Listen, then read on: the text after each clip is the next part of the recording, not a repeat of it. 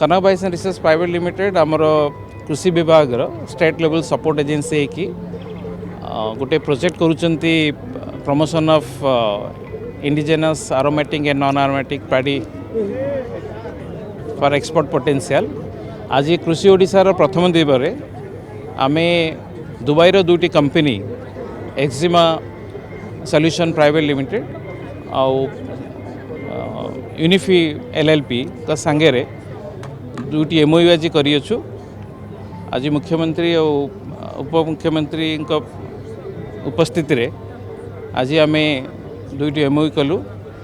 Eczema solution से 2000 रु 2500 metric ton indigenous आरोमेटिक rice से प्रोक्योर करिए बोली आम सांगे आज एमओयू करिसेंती।